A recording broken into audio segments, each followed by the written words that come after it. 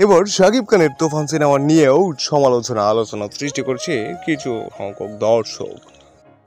আপনি যার ফ্যানই হন না কেন, একজনকে ওঠাতে গিয়ে আরেকজনকে নিচে নামার কি দরকার? সবারই একটু অবদান আছে বাংলা চলচ্চিত্র ইন্ডাস্ট্রিতে। সালমান শাহ কিংবা শাকিব খান তারা তাদের জায়গা থেকে সেরা। বর্তমানে শাকিব খানের চেয়ে জনপ্রিয় কেউ নেই। তাকে পরিচালকরা ভালো ব্যবহার করতে পারেনি। তিনি চাইলে ভালো কাজ করতে পারতেন। তিনি চাইলে সব ধরনের অডিয়েন্সের নায়ক হতে পারতেন। তিনি চাইলে তার ক্যারিয়ারে মানসম্মত সিনেমার সংখ্যা বাড়াতে পারতেন।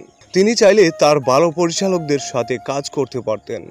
তিনি হলগুলো লম্বা সময় আগলে রেখেছেন, এটাও ঠিক।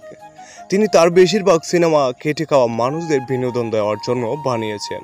তার 20 বছর ক্যারিয়ারে কোনো কালো জয়ী সিনেমা নেই, এটাও ঠিক।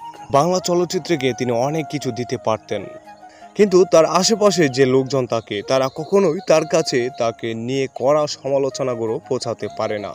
এতদিন আমরা তার কাছে অনেক ভালো কাজ পেতাম। এসব বাদ দিয়ে দিন শেষে তিনি আমাদের চলচ্চিত্রে একজন। আসুন বাংলা চলচ্চিত্রকে ভালোবাসি, চলচ্চিত্র ইন্ডাস্ট্রিকে বাঁচার জন্য গঠনমূলক সমালোচনা করি। জয় হোক বাংলা চলচ্চিত্রের। শুভকামনা রইল শাকিব খানের জন্য, এবং শাকিব খানকে ভালোবেসে থাকলে চ্যানেলটি সাবস্ক্রাইব এবং লাইক দিয়ে রাখবেন। ধন্যবাদ।